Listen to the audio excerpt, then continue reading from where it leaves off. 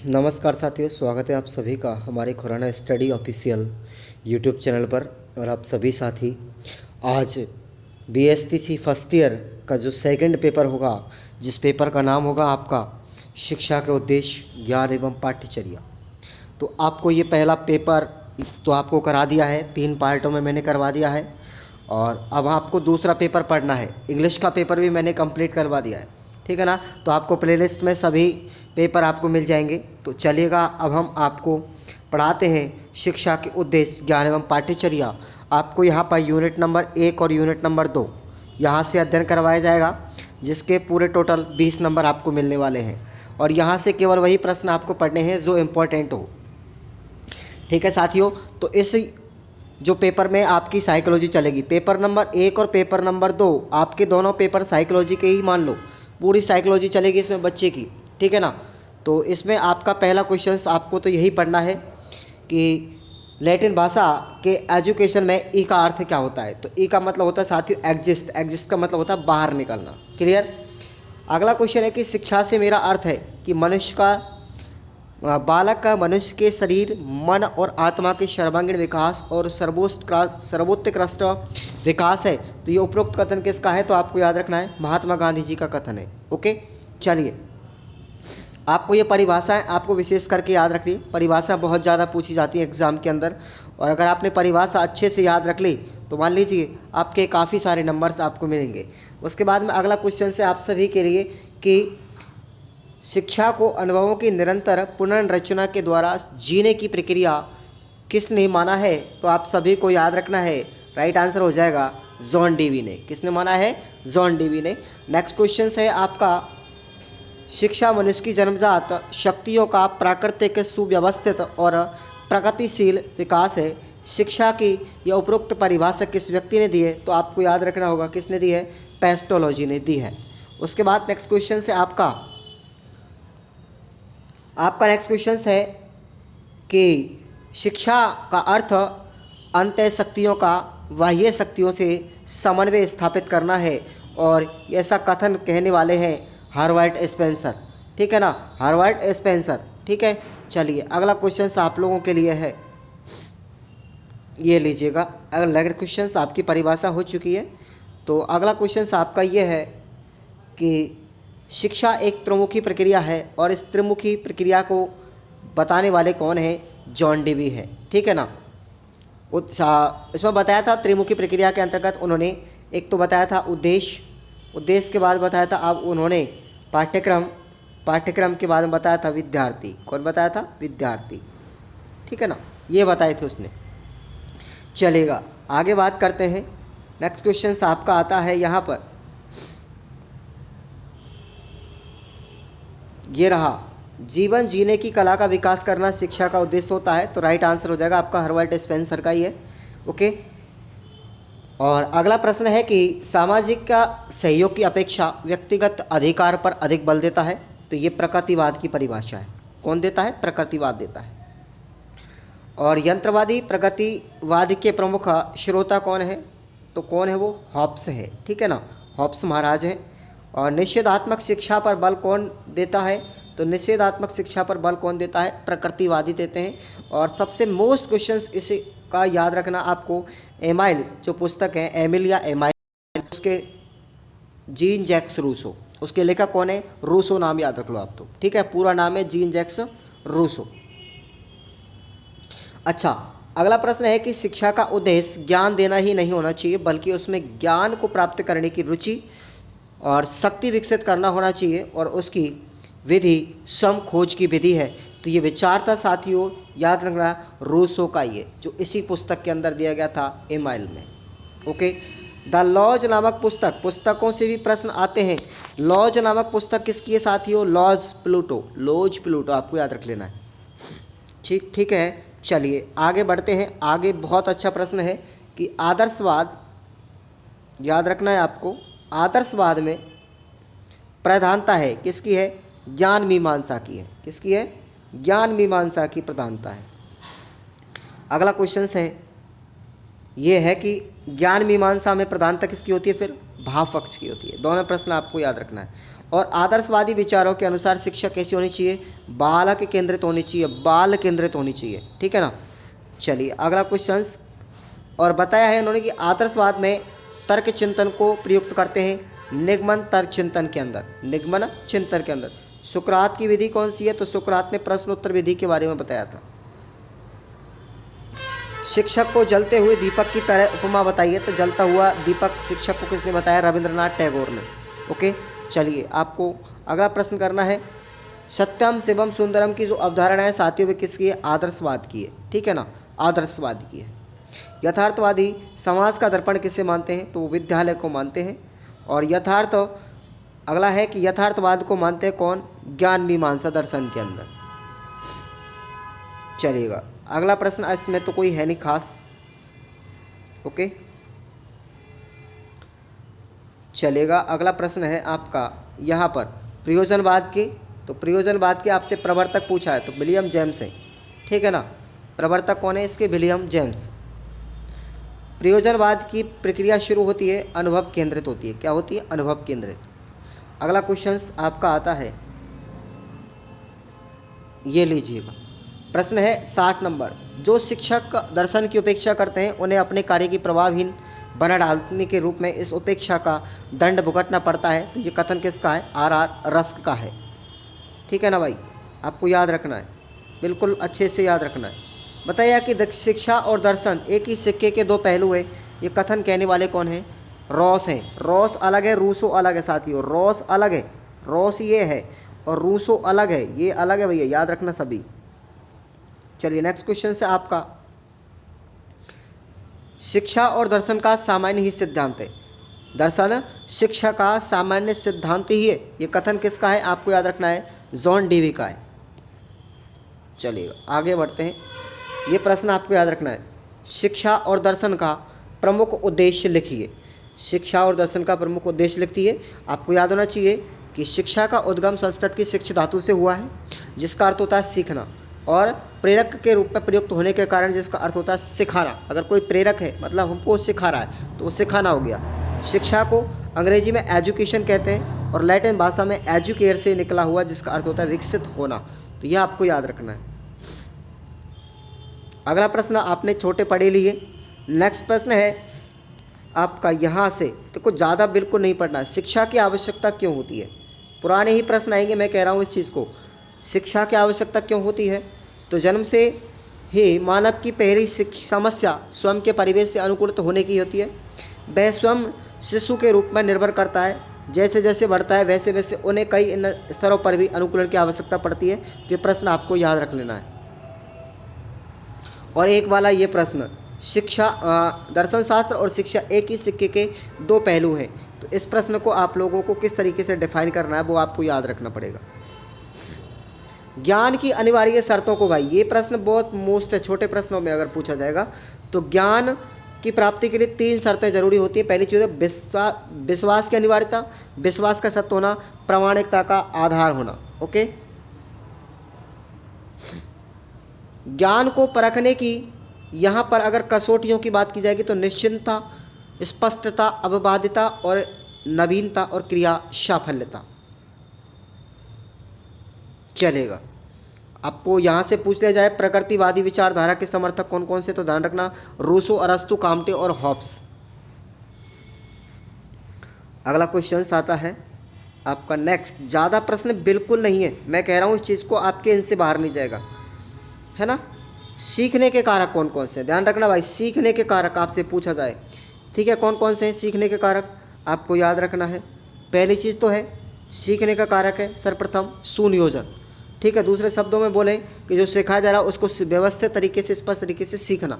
दूसरा कारक है नवीनता, कि सीखे गए जो ज्ञान है उसको पूर्वगत ज्ञात होना चाहिए, कि वो अपने पुराने ज्ञान के साथ में जोड़ करके नवीन चीज़ों को सीखे। तीसरा कारक है त्रिपक्षता, अर्थात सीखना, सिखाने वाले को और सीखने वाले को और जिस विषय को पढ़ाया जा रहा है, उन तीनों का एक अनिवार्य संबंध होना चाहिए, कॉम्प्लीमेंट्री होना चाहिए। और चौथा कारक है इसका माध्यम क्या है, आपको सीखने की कोई ना कोई विधि, त्रिपक्षता अर्थात शून्य हो जाती है अगर आपके पास कोई साधन या विधि नहीं है तो। ओके, अगला प्रश्न आपका आता है यहाँ पर, चलेगा, इसकी PDF आपको टेलीग्राम पर मिल जाएगी। यथार्थवाद में शिक्षक का क्या महत्व है?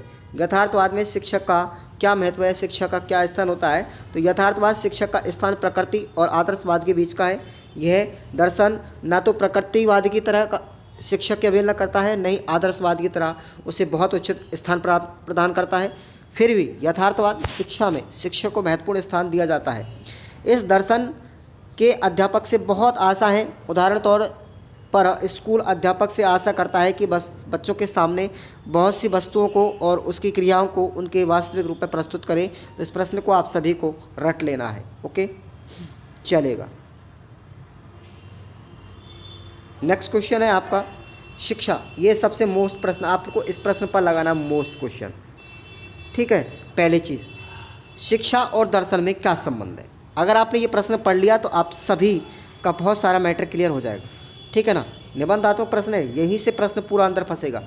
तो शिक्षा और दर्शन का संबंध अभिन्न और अलग अलग है, अविच्छिन्न, मतलब इसको अलग नहीं किया जा सकता। प्रसिद्ध शिक्षा शास्त्री रॉस ने कहा कि दर्शन और शिक्षा एक ही सिक्के के दो पहलू हैं या दो पक्ष हैं जो एक ही वस्तु के विभिन्न दृष्टिकोणों को प्रदर्शित करते हैं। पहला क्रियात्मक पक्ष है तो दूसरा जीवन का विचारात्मक पक्ष है। शिक्षा और दर्शन एक दूसरे के कॉम्प्लीमेंट्री है। शिक्षा का उद्देश्य व्यवस्था और संगठन और शिक्षण विधियों का विकास करने समझने के लिए दार्शनिक विचारधाराओं का ज्ञान प्राप्त करना आवश्यक है।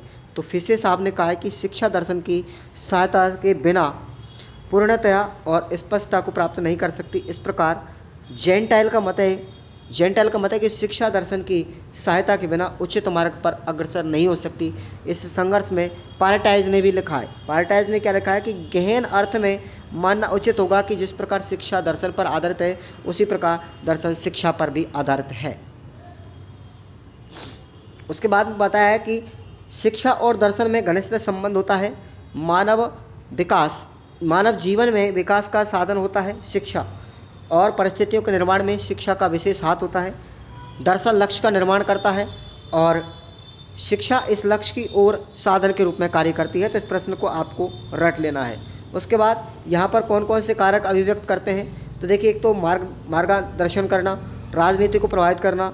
उसके बाद है कि उद्देश्य निर्माण में भूमिका, और शिक्षा की आदर्श विधि और परिणामों को प्रकट करना। ओके, चलेगा। नेक्स्ट क्वेश्चन आपका आता है यहाँ पर, ज्ञान को परखने की कसौटियाँ। अब थोड़ा सा विस्तार से पढ़ते हैं, इस प्रश्न को आपको याद होना चाहिए। अगर आपसे छोटा पूछा जाए तो ये पॉइंट ही लिखने। निश्चितता, स्पष्टता, ठीक है ना, और उसके बाद अबाधिता। कौन सा है? अबाधिता। ठीक है, उसके बाद मैंने आपको छोटा प्रश्न बता ही दिया। ये अगर बड़ा पूछा जाएगा तो ये वाला आएगा इसमें से। नवीनता और क्रिया सफलता, ये 5 पॉइंट आपको याद रख लेने हैं। यहाँ पर आदर्शवाद, प्रकृतिवाद वगैरह इन चीज़ों से प्रश्न सब पूछे जाएंगे। ठीक है ना। अब आपसे आदर्शवाद को तो याद नहीं करना है, आदर्शवाद बिल्कुल याद नहीं करना है। ठीक है ना। आपको कौन सा याद करना है? ये याद रखना है आपको। व्यवहारवाद या प्रयोजनवाद का अर्थ बताते हुए शिक्षा पर पड़ने वाले प्रभाव को बताना है। ठीक है ना। तो इस प्रश्न को आपको पूरा याद रखना है भाई, डिटेल्स के साथ में। ओके, ये तरीका आपको पढ़ने का होना चाहिए। उसके बाद आती है आपकी चौथी यूनिट। चलिए, चौथी यूनिट के अंतर्गत आपको पढ़ना क्या क्या चीज़ है। पहली चीज़ तो है कि कौन सा वेद संगीत प्रधान है, तो आपको याद होना चाहिए सामवेद। निम्नलिखित में से कौन सा वेद अन्य 3 वेदों के नाम, रूप और भाषा के साथ में भिन्नता रखता है, तो वो है अर्थवेद। ज्ञान कांड की संख्या उपनिषद के अंदर दी जाती है। ओके, चलिए अब यहाँ पर हम पढ़ेंगे कुछ अलग ही, है ना। तो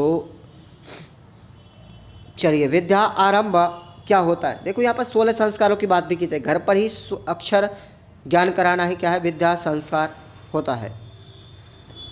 चलेगा कि किस परंपरा में गुरुकुल, संघ और परिषद, मठ, आश्रम शिक्षा के केंद्र थे, तो वैदिक परंपरा में। यहाँ पर आप वैदिक परंपरा, हिंदू धर्म परंपरा, इस्लाम परंपरा, जैन परंपरा, ये सब प्रश्नों को पढ़ेंगे।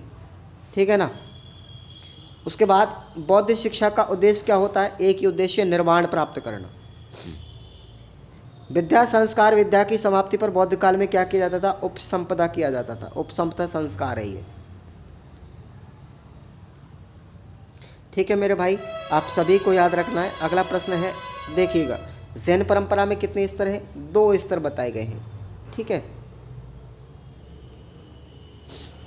चलिए नेक्स्ट क्वेश्चन आपका आएगा यहाँ पर, हनक का अर्थ क्या होता है।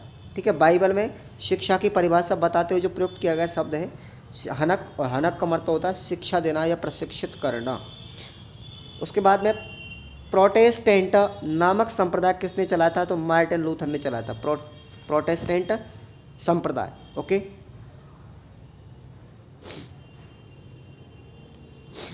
चलिए नेक्स्ट प्रश्न है आपका, आधुनिक शिक्षा का पिता किसको माना जाता है, जॉन कॉमिनियस को माना जाता है। किसको माना जाता है, जॉन कॉमिनियस को। और जॉन कॉमिनियस ने जीवन के प्रथम 24 वर्षों को जो समान श्रेणियों में बांटा है वो 4 श्रेणियां हैं। ठीक है, उसके बाद मुस्लिम काल में शिक्षा का प्रारंभ किसके द्वारा किया होता था, तो बिस्मिल्लाह खानी के द्वारा।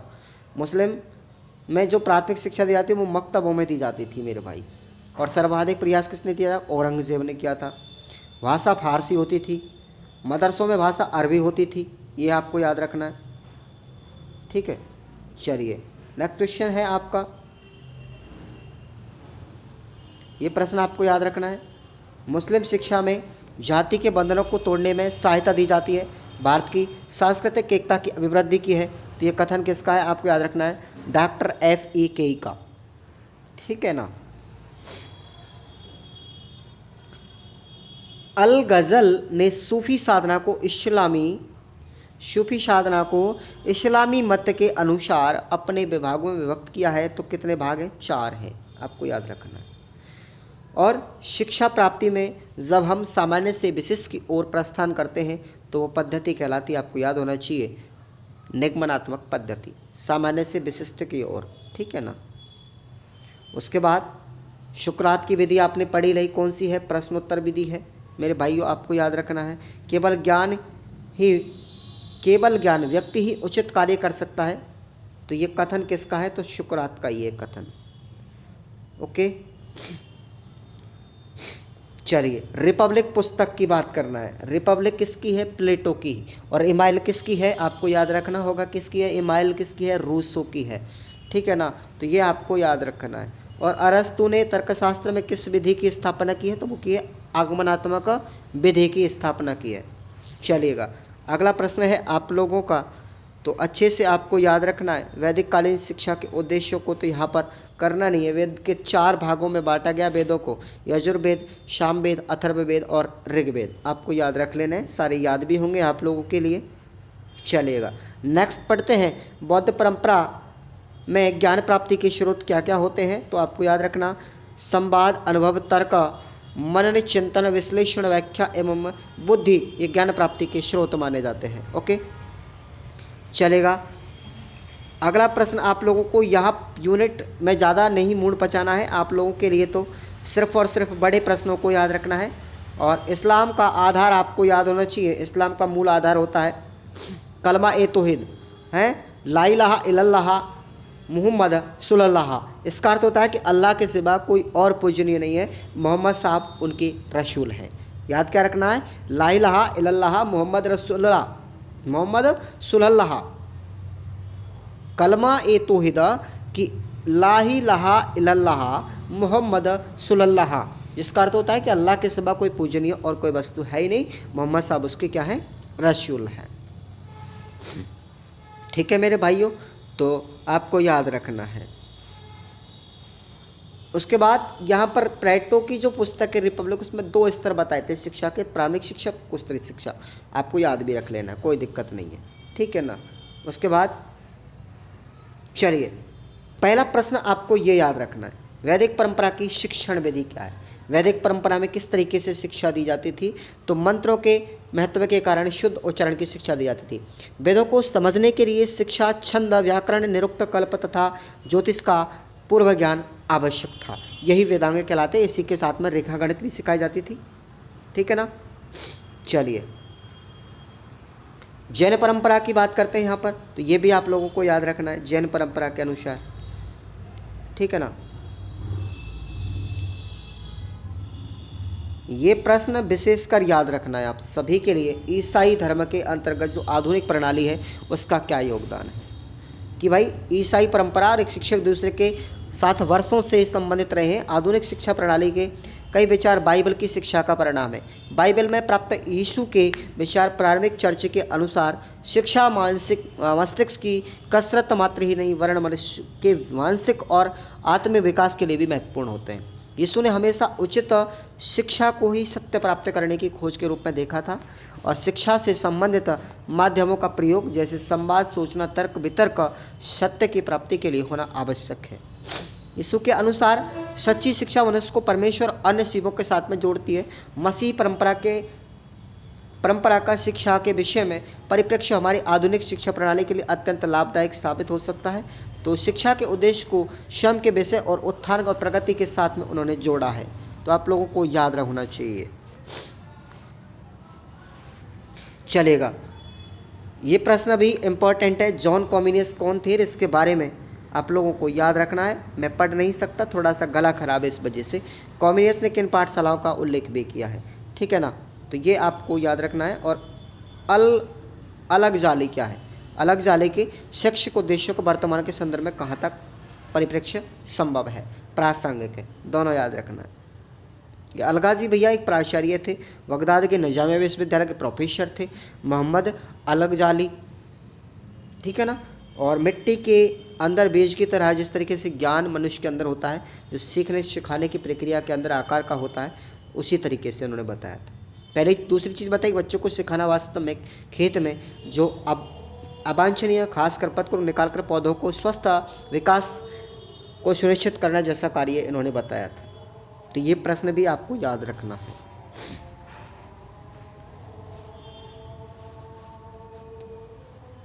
वेरी वेरी मोस्ट प्रश्न लगाएंगे आप लोग। प्लेटो को पढ़ के जाना है, ढंग से पढ़ के जाना है। प्लेटो के अनुसार शिक्षा के उद्देश्यों की व्याख्या, एक तो आदर्श नागरिक बनना, मानसिक विकास करना, नैतिक विकास करना, ठीक है ना, सामाजिकता का विकास करना।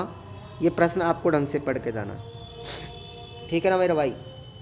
चलिए आगे है कि अरस्तु के अनुसार शिक्षा के 3 सोपान कौन कौन से हैं, ये तो आपको पढ़ना ही नहीं है, ठीक है ना। चलिए ये प्रश्न भी नहीं पढ़ना है। शिक्षा के अनुसार सुकरात की बात करेंगे अब यहाँ पर हम। सुकरात के शिक्षा के उद्देश्य और उनकी विधियों का वर्णन, मोस्ट प्रश्न है, आप लोग यूज कर ले इसको पूरी तरीके से। मोस्ट प्रश्न है, क्या है, मोस्ट प्रश्न है। यूनान के महान दार्शनिक सुकरात का जन्म 470 एथेंस के एक निर्धन परिवार में हुआ था। महत्वपूर्ण वाद विवादों को लेकर विभिन्न प्रकार के विषयों, युद्ध, राजनीति, प्रेम, विवाह, प्रेम, मित्रता, धर्म, कला, विज्ञान, कविता, नीति, दर्शनशास्त्र इत्यादि में सुकरात की गंभीर अभिरुचि थी। तो इस प्रश्न को सुकरात की शिक्षा के उद्देश्य आपको पढ़ने हैं। उद्देश्य में क्या क्या बताया था उन्होंने, ठीक है ना। यहाँ पर आपके बहुत सारे प्रश्न क्लियर हो जाएंगे एक ही प्रश्न से। उसके बाद विधि कौन कौन सी बताई थी उन्होंने, प्रश्नोत्तर विधि बताई थी, संदेहात्मक विधि बताई थी, ठीक है ना, संवाद मूलक विधि के जनक भी यही थे, ठीक है ना। चलेगा, उसके बाद ये प्रश्न और है लास्ट का कि प्लेटो के शिक्षा स्वरूप के विस्तार से व्याख्या कीजिए। प्लेटो की बात करें, प्रारंभिक शिक्षा की बात करें तो 3 से 20 वर्ष तक होती है। शारीरिक परिश्रम को देखो, यहाँ से स्टोरेज थोड़ा बढ़ जाता है। शारीरिक परिश्रम को प्लेटो प्रारंभिक शिक्षा का आवश्यक मानते थे, इसलिए इसके लिए जिस पाठ्यक्रम का वर्णन किया है उसमें व्यायाम की शिक्षा महत्वपूर्ण है। प्लेटो की शिक्षा योजना में व्यायाम और खेलकूद के लिए खास जगह पाते हैं। प्रारंभिक अवस्था में बच्चों को यथोचित व्यायाम करवाना चाहिए और विभिन्न तरह के खेल कूदों का आयोजन किया जाना चाहिए। इस तरह की गतिविधियों से बच्चों के शरीर विकास होता है। शैशवावस्था और युवावस्था में साहस का विकसित होना सामाजिक न्याय के लिए आवश्यक है। व्यायाम के माध्यम से साहस और सहनशीलता के गुणों का विकास कर सकता है। 6 वर्ष की आयु के बाद बच्चों को पढ़ना, लिखना और साधारण गणित सिखाना चाहिए। साथ ही साहित्य और संगीत की शिक्षा भी देनी चाहिए। लगभग 18 वर्ष की आयु तक बच्चों को हर तरह के खेल कूद और व्यायाम के साथ साहित्य संगीत की शिक्षा दी जानी चाहिए। आगे है कि यहाँ प्लेटो के भाव पक्ष, संगीत पक्ष की बात की है और एक व्यायाम की, इन दोनों के बीच में संतुलित बनाए रखने पर जोर देता है। 18 वर्ष के बाद में बच्चे शिक्षण और परीक्षाओं के स्तर से गुजरते हुए शिक्षा के अगले स्तर में प्रवेश करेंगे। 2 या 3 साल की अवधि के लिए स्वयं को सैन्य शिक्षा के लिए समर्पित करने की अपेक्षा की है। इस सैन्य प्रशिक्षण के लिए लड़के और लड़कियों दोनों को प्लेटून में अनुमति प्रदान करता है, दोनों के लिए करता भैया। उसके बाद में उच्च स्तरीय शिक्षा, प्लेटो ने प्राथमिक शिक्षा के बाद में उच्च स्तरीय शिक्षा की योजना निर्मित की है। यह उन लोगों के लिए जो वास्तविक शासक बनेंगे, जो युवा अवस्था से प्रौढ़ अवस्था तक की जाएगी। प्रारंभिक शिक्षा राज्य की रक्षा के लिए सैनिकों को तैयार करती है और इस सैनिकों को सहायक संरक्षक कहा जाता है।